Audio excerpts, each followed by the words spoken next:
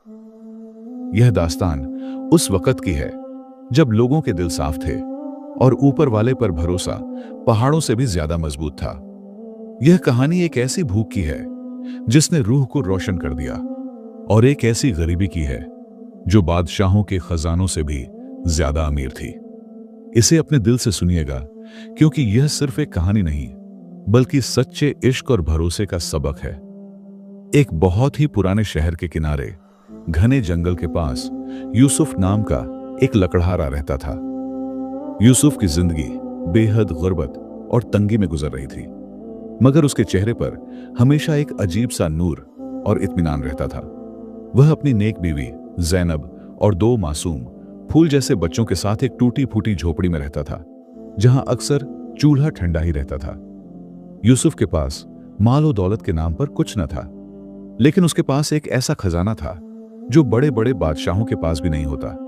वह था अल्लाह पर कामिल यकीन और सब्र। घर में खाने को एक दाना भी नहीं था और बच्चों की आंखों में भूख की नमी देखकर यूसुफ का दिल अंदर से रो रहा था, मगर उसने शिकायत का एक लफ्ज भी न कहा।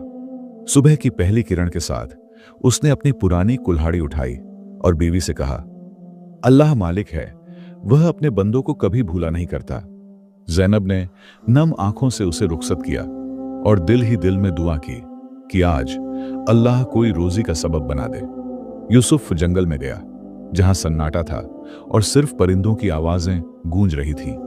वहां उसने पसीना बहाना शुरू किया। धूप तेज होती गई और यूसुफ, जो खुद कई वक्त से भूखा था, पूरी ताकत लगाकर लकड़ियां काटता रहा ताकि शाम तक कुछ पैसे कमा सके। हर चोट के साथ उसके मुंह से या अल्लाह निकलता, क्योंकि उसे यकीन था कि यह मेहनत रायगांव नहीं जाएगी। दोपहर तक उसने काफी लकड़ियां जमा कर लीं और उनका गट्ठर बनाकर अपने कमजोर कंधों पर उठा लिया। वह बोझिल कदमों के साथ शहर के बाजार की तरफ चल पड़ा, जहां उम्मीद और खौफ दोनों उसके साथ सफर कर रहे थे। बाजार में पहुंचकर यूसुफ ने आवाज लगाई, लकड़ियां ले लो, सूखी और मजबूत लकड़ियां ले लो। जल्द ही एक खरीदार ने उसे कुछ सिक्के दे दिए। उन चंद सिक्कों को हथेली पर रखकर यूसुफ की आंखों में चमक आ गई, क्योंकि अब वह अपने भूखे बच्चों के लिए कुछ आटा और सब्जी खरीद सकता था। वह खुशी खुशी खाने की दुकान की तरफ बढ़ा ही था कि अचानक उसकी नजर सड़क के किनारे बैठी एक बूढ़ी और कमजोर औरत पर पड़ी। वह बुढ़िया भूख से निढाल थी, उसका जिस्म कांप रहा था और वह आते जाते लोगों की तरफ उम्मीद भरी नजरों से देख रही थी, मगर कोई रुक नहीं रहा था। यूसुफ के कदम वहीं जम गए। उसने अपने हाथ में मौजूद सिक्कों को देखा और फिर उस बुढ़िया की तरफ देखा। उसका दिल पिघल गया और उसने सोचा, मेरे बच्चे तो फिर भी जवान हैं, मगर यह मां तो शायद भूख से मर ही जाएगी। उसने बिना कुछ सोचे समझे वे सारे पैसे उस बुढ़िया की हथेली पर रख दिए। बुढ़िया ने हैरानी से ऊपर देखा, जैसे उसे यकीन न आ रहा हो कि किसी गरीब लकड़हारे ने अपनी पूरी कमाई उसे दे दी है। यूसुफ ने मुस्कुराते हुए कहा, मां जी, यह अल्लाह के नाम पर सदका है, आप इससे कुछ खा लीजिए, अल्लाह बरकत देने वाला है। बुढ़िया के होंठों से दुआएं निकलने लगीं। जा बेटा, अल्लाह तुझे इसका बेहतरीन बदला देगा, तेरा घर हमेशा रोशन रहे। यूसुफ वहां से खाली हाथ लौटा, मगर उसका दिल सुकून से भरा हुआ था। रास्ते में चलते हुए शैतान ने उसे वसवसा डाला कि अब घर जाकर बीवी और बच्चों को क्या जवाब दोगे, वे तो भूख से तड़प रहे होंगे। लेकिन यूसुफ ने फौरन अस्तगफिरुल्लाह पढ़ा और अपने दिल को समझाया कि मैंने यह सौदा अल्लाह से किया है और अल्लाह कभी घाटे का सौदा नहीं करता। सदका वह चीज है जो इंसान को आजमाइशों से बचाता है। इस यकीन के साथ वह घर की तरफ चलता रहा, हालांकि उसके पैर भारी हो रहे थे। जब वह घर पहुंचा तो सूरज ढल चुका था और अंधेरा छा रहा था। ज़ैनब दरवाजे पर ही उसका इंतजार कर रही थी। यूसुफ ने खाली हाथ दिखाते हुए शर्मिंदगी से सर झुका लिया और धीमी आवाज में कहा, ज़ैनब, आज मैं कुछ न ला सका। ज़ैनब ने उसके चेहरे की तरफ देखा और बिना कोई सवाल किए समझ गई कि जरूर यूसुफ ने किसी मजबूर की मदद की होगी। उसने मुस्कुराकर कहा, कोई बात नहीं, अल्लाह ने आज हमारे नसीब में यही लिखा था, हम सब्र करेंगे। बच्चों ने जब बाप को खाली हाथ देखा तो वे मायूस हो गए, मगर मां ने उन्हें पानी पिलाकर सुलाने की कोशिश की। यूसुफ रात भर जागता रहा। उसकी आंखों में आंसू थे, मगर वे आंसू शिकायत के नहीं, बल्कि अपनी बेबसी और अल्लाह की रजा के थे। वह सोचता रहा कि सदका तो बलाओं को टालता है। शायद आज मेरी भूख किसी बड़ी मुसीबत को टाल रही है। उसकी यह सोच कितनी गहरी थी, इसका अंदाजा उसे आने वाले वक्त में होने वाला था। रात की खामोशी में जब सब सो रहे थे, यूसुफ ने उठकर तहज्जुद की नमाज पढ़ी और अल्लाह के हुजूर गिड़गिड़ाकर दुआ मांगी। या रब, तू दिलों के हाल जानता है। मैंने तेरे नाम पर दिया, अब तू ही मेरे बच्चों का राज़िक है। यह दुआ सीधी अर्श तक गई, क्योंकि टूटे हुए दिल की दुआ में बहुत असर होता है।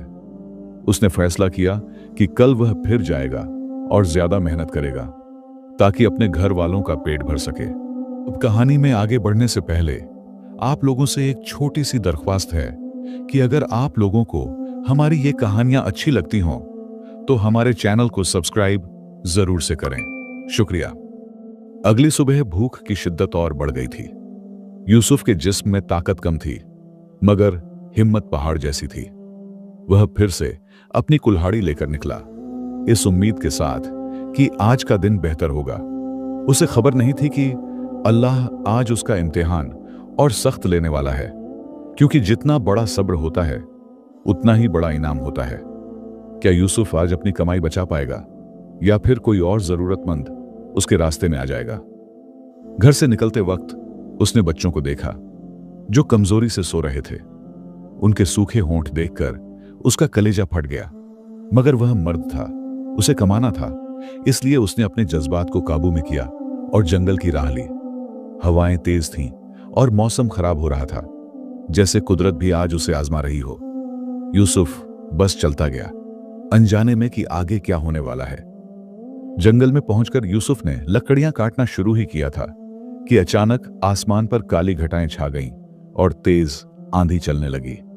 ऐसी आंधी कि बड़े दरख्त भी हिलने लगे। यूसुफ ने सोचा, आज शायद खाली हाथ लौटना भी मुश्किल होगा।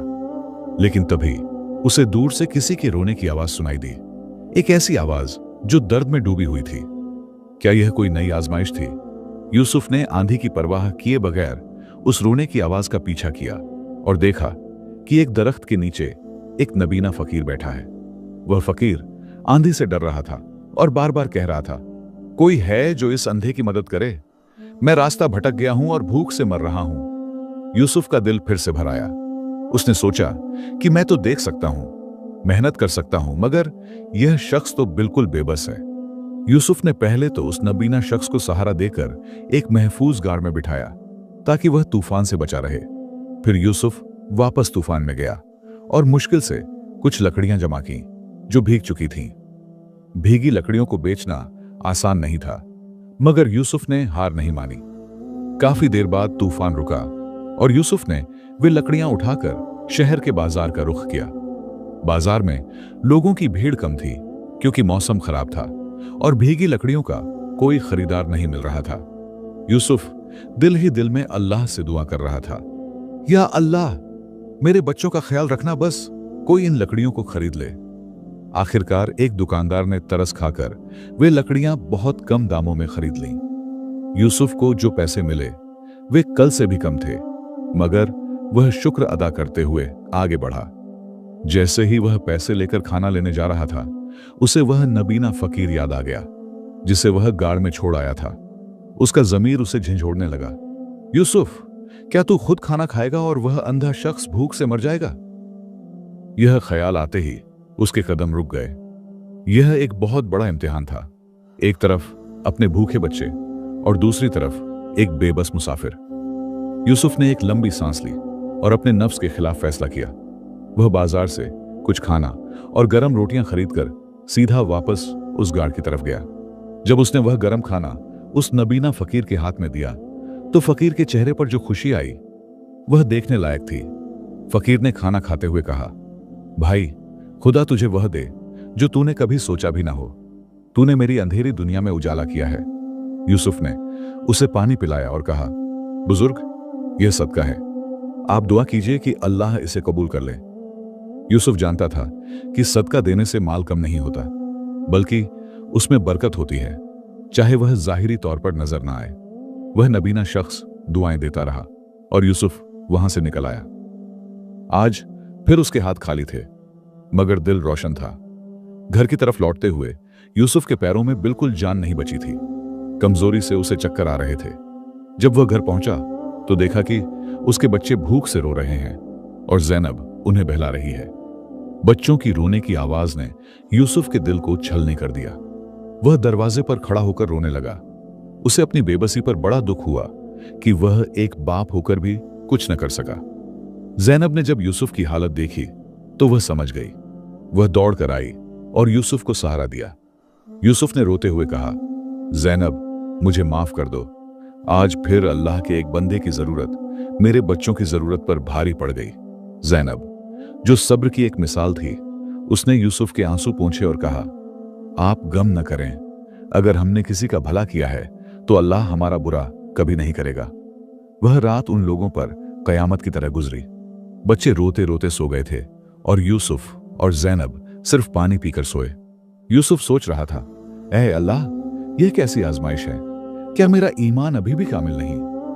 मगर फिर उसे याद आया कि अंबिया और नेक लोगों पर इससे भी बड़ी आजमाइशें आई थीं। उसने अपने दिल को मजबूत किया और फैसला किया कि वह कल आखिरी कोशिश करेगा। तीसरे दिन की सुबह यूसुफ का जिस्म इतना कमजोर हो चुका था कि उससे खड़ा भी नहीं हुआ जा रहा था, मगर उसकी आंखों में अभी भी उम्मीद की एक चिंगारी बाकी थी। उसने ज़ैनब से कहा, आज मैं तब तक वापस नहीं आऊंगा जब तक कुछ लेना आऊं। ज़ैनब ने उसे दुआओं के साथ रुखसत किया, लेकिन उसके दिल में एक अनजाना सा खौफ था कि कहीं आज यूसुफ गिर न जाए। यूसुफ लड़खड़ाते कदमों से जंगल पहुंचा। हर कुल्हाड़ी की चोट के साथ उसे लगता था कि उसकी सांस टूट जाएगी, मगर वह या रब पुकारता रहा और लकड़ियां जमा करता रहा। आज उसने लकड़ियां नहीं बल्कि अपनी जान निचोड़कर मेहनत की थी। दोपहर ढलने तक उसने लकड़ियां बेचने के लिए तैयार कर लीं। जब वह बाजार की तरफ जा रहा था तो रास्ते में लोग उसे हैरानी से देख रहे थे कि यह शख्स चल कैसे रहा है। बाजार में पहुंचकर उसने लकड़ियां बेच दी और आज उसे अच्छे पैसे मिल गए, इतने कि वह 2 दिन का राशन ले सके। खुशी के मारे उसके हाथ कांप रहे थे। वह सोच रहा था कि आज मेरे बच्चे पेट भरकर खाना खाएंगे, लेकिन अल्लाह की मसलहत कुछ और ही थी। जैसे ही वह दुकान की तरफ बढ़ा, उसने शोर सुना। कुछ सिपाही एक आदमी को घसीट कर ले जा रहे थे और वह आदमी चीख रहा था, खुदा के लिए मुझे छोड़ दो, मेरे छोटे बच्चे हैं। अगर मैं कैद हो गया तो वे मर जाएंगे।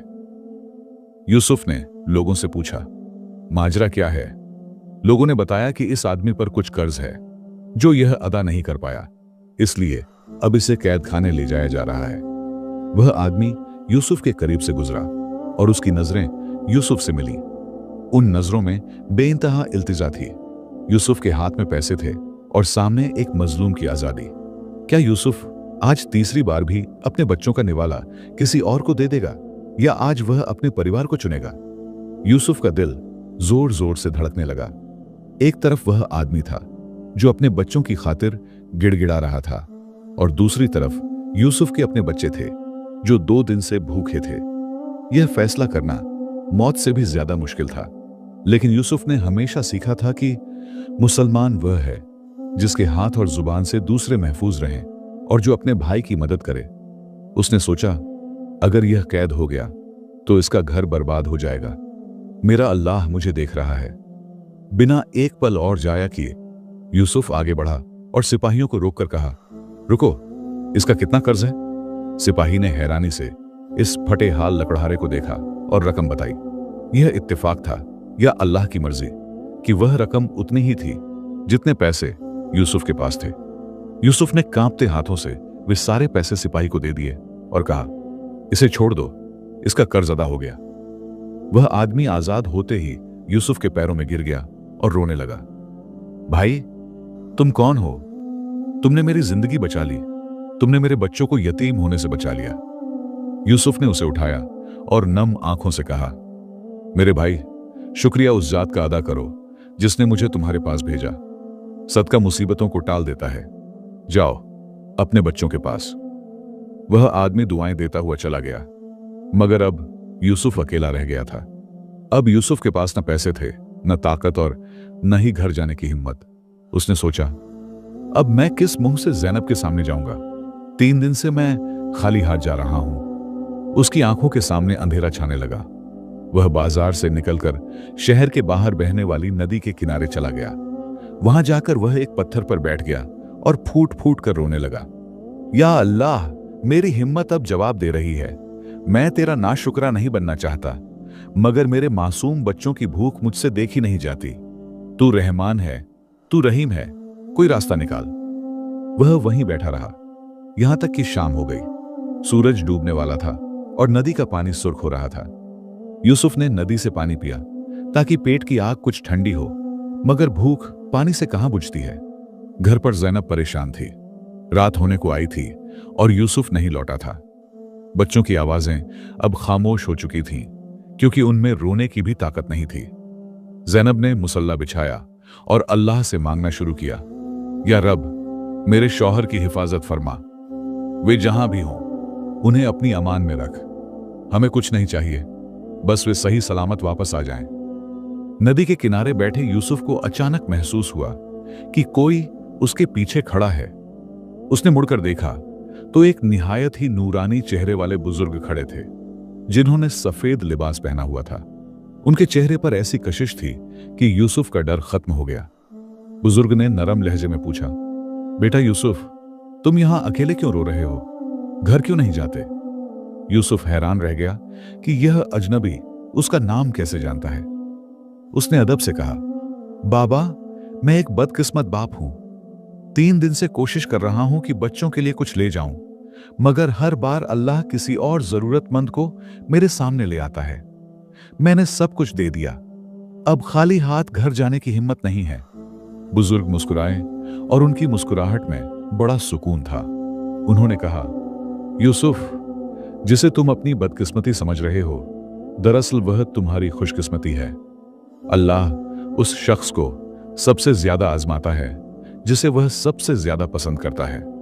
तुमने 3 बार बाजार में सौदा किया, मगर खाना नहीं खरीदा। तुमने जन्नत खरीदी है। यूसुफ सुन्न सा रह गया। बुजुर्ग ने अपनी जेब से एक छोटी सी थैली निकाली और यूसुफ की तरफ बढ़ाई। यह लो, यह तुम्हारी अमानत है। यूसुफ ने घबराते हुए कहा, नहीं बाबा, मैं भीख नहीं लेता, मैं मेहनतकश हूं।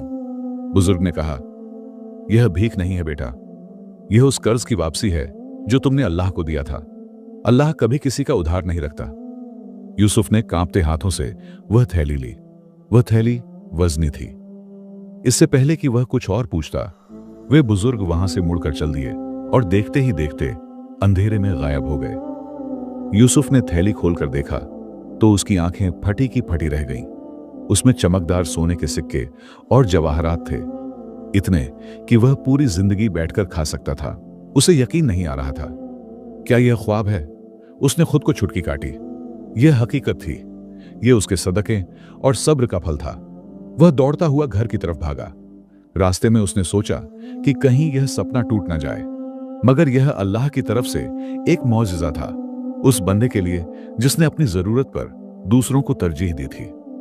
यूसुफ जब हांफता हुआ घर के दरवाजे पर पहुंचा तो अंदर से बिल्कुल खामोशी थी।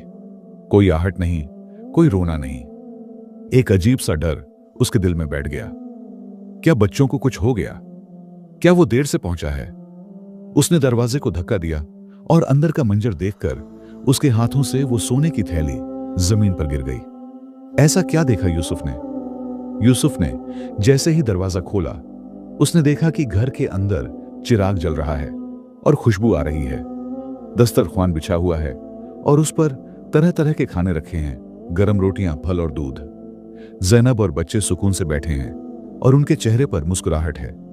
यूसुफ को लगा शायद वो पागल हो गया है या यह जन्नत का मंजर है। ज़ैनब ने जब यूसुफ को देखा तो वह दौड़कर आई और खुशी से कहा, आप आ गए?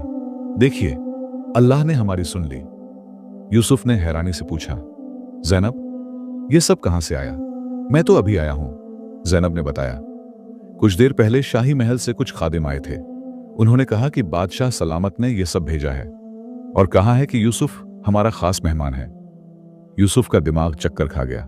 बादशाह, वह तो एक मामूली लकड़हारा है, बादशाह उसे कैसे जानता है? तभी दरवाजे पर फिर दस्तक हुई। बाहर शाही गार्ड्स खड़े थे। उन्होंने अदब से कहा, यूसुफ साहब, बादशाह सलामत ने आपको दरबार में तलब किया है, सवारी तैयार है। यूसुफ डर गया, मगर ज़ैनब ने कहा, डरिए मत, जिस रब ने यह खाना भेजा है वही आपकी हिफाजत करेगा। यूसुफ शाही सवारी में बैठकर महल पहुंचा। महल की शान और शौकत देखकर वह दंग रह गया। जब वह दरबार में दाखिल हुआ तो बादशाह अपने तख्त पर बैठा था, लेकिन चौंकाने वाली बात यह थी कि बादशाह के बराबर में वही 3 लोग खड़े थे जिन्हें यूसुफ ने बाजार में मदद दी थी। वो बुजुर्ग, वो नबीना फकीर और वो कर्जदार शख्स। बादशाह ने यूसुफ को देखा और अपनी जगह से खड़ा हो गया। सारा दरबार हैरान था कि बादशाह एक लकड़हारे के लिए खड़ा हो गया। बादशाह ने कहा, आओ यूसुफ, मेरे सच्चाई के सौदागर आओ। बादशाह ने बताया, ये तीनों लोग मेरे खुफिया जासूस नहीं थे, लेकिन ये मेरे शहर के वो लोग थे जिनकी मदद करके तुमने मेरा दिल जीत लिया है। बादशाह ने आगे कहा, दरअसल मैं भेष बदलकर बाजार में घूमता हूं। वो तीसरा शख्स जिसे तुमने आजाद कराया वो मेरा बचपन का दोस्त था जो वाकई मुसीबत में था। मैं देखना चाहता था कि मेरी रियाया में कोई ऐसा है जो अपना सब कुछ देकर किसी की मदद करे। मैंने अपनी आंखों से तुम्हारी कुर्बानी देखी थी। फिर बादशाह ने उस नबीना फकीर की तरफ इशारा किया और कहा, और ये कोई मामूली फकीर नहीं, ये मेरा वजीर है जिसने तुम्हारा इम्तिहान लिया था। यूसुफ को अपनी आंखों पर यकीन नहीं आ रहा था। बादशाह ने कहा, यूसुफ, हमारे खजाने में सोने चांदी की कमी नहीं, मगर तुम्हारे जैसे दिल की बहुत कमी है।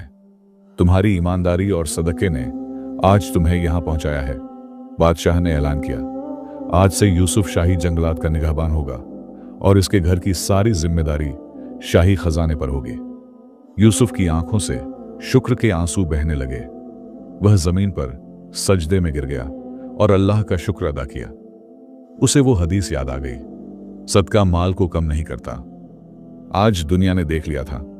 यूसुफ जब वापस घर लौटा तो वह अकेला नहीं था, बल्कि इज्जत और दौलत उसके साथ थी। वो सोने की थैली जो बुजुर्ग ने दी थी, जो दरअसल बादशाह का ही भेजा हुआ एक तोहफा था, और बादशाह का इनाम, सब कुछ उसके पास था।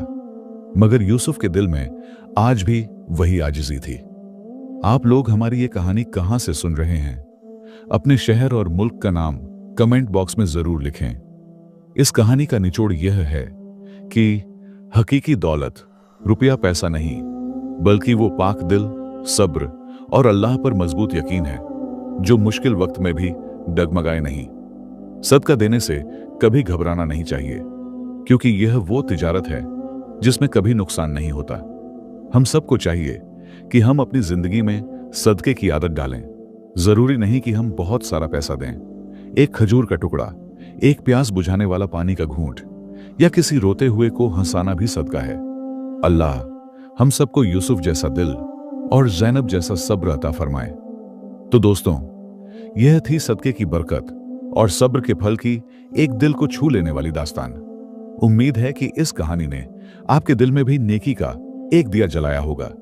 याद रखें, मुसीबत में घबराना नहीं, बल्कि सदका देकर अल्लाह से सौदा कर लेना। अगर आपको यह कहानी पसंद आई हो और आप चाहते हैं कि ऐसी ही ईमान अफरोज कहानियां हम आप तक लाते रहें, तो हमारे साथ जुड़े रहिए। या अल्लाह हम सबको दिल की सखावत अता फरमा, हमारी परेशानियां दूर फरमा और हमें अपने रास्ते में खर्च करने की तौफीक दे। आमीन। अगर आप लोगों को हमारी ये कहानी अच्छी लगी हो तो वीडियो को लाइक करें, शेयर करें और कमेंट बॉक्स में अपनी कीमती राय का इजहार जरूर करें। और हमारे YouTube चैनल AMS वॉइस को सब्सक्राइब करना ना भूलें। शुक्रिया।